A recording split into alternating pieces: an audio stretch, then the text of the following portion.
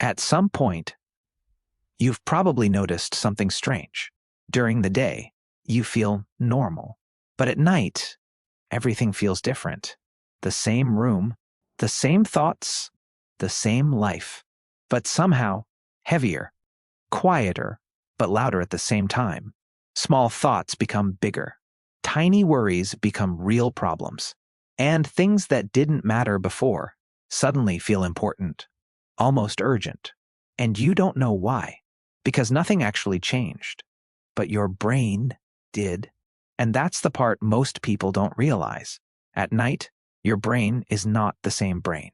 It's operating under a completely different system, a system designed to keep you alive, not to help you relax, not to help you sleep, but to protect you. Because for most of human history, night was dangerous. You couldn't see clearly. You were more vulnerable. Predators were active.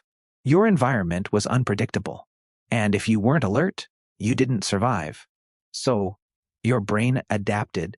It learned to treat the night as a time to be cautious, more aware, more sensitive, more reactive.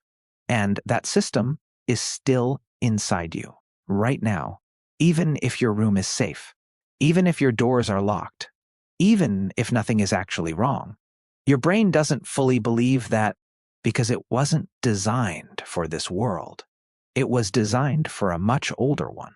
And at night, that ancient system becomes louder. This is why your thoughts feel different. Your brain is scanning for problems, looking for threats, trying to predict what could go wrong, even when nothing is happening. And the quieter it gets, the more space your brain has to do that. During the day, your attention is occupied. There are sounds, distractions, movement, people. Your brain doesn't need to search for problems. But at night, everything slows down. And now, your brain has nothing to focus on. So it turns inward and starts scanning you instead. Your thoughts, your decisions, your past, your future, and suddenly, everything feels like something you need to solve. Right now, this is why you overthink more at night. Not because you're more emotional, but because your brain is more alert, more sensitive to potential problems, more focused on uncertainty. Researchers sometimes describe this as a shift in threat perception. Your brain becomes biased toward risk, toward danger, toward what could go wrong, even if that danger is just a thought. And once that system is active, it doesn't shut off easily, because it's not designed to relax quickly. It's designed to stay alert until the threat is gone. But here's the problem. At night, there is no clear threat. So your brain keeps searching and searching and searching, trying to find something that explains the feeling. Why do I feel this way? What am I missing?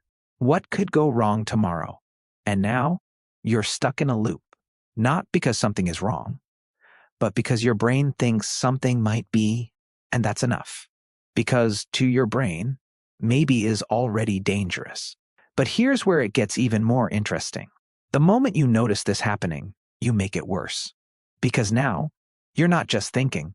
You're thinking about your thinking, watching it, analyzing it, trying to control it. And that activates another system, monitoring. Now your brain is doing two things at once, searching for threats and checking itself. And that combination keeps you awake, not because you're not tired, but because your brain doesn't feel safe enough to let go. So, what should you do? Most people try to fight it. They try to calm down, stop thinking, force themselves to relax. But that doesn't work, because you're still signaling that something is wrong. Instead, you have to do something that feels completely backwards. You stop treating it like a problem. You stop trying to fix it. You let the thoughts exist without reacting to them, without solving them. Because the moment you stop responding, your brain stops searching. And when it stops searching, the system begins to shut down. Not instantly, but gradually, because your brain finally realizes there's nothing to protect you from. And when that happens, it lets go, slowly, quietly, naturally, and sleep becomes possible again. Not because you forced it, but because your brain stopped trying to protect you. And maybe that's what this feeling really is. Not a problem, not a failure, but a system doing exactly what it was designed to do, just in the wrong world. And maybe you were never bad at sleeping. Your brain was just trying to keep you safe.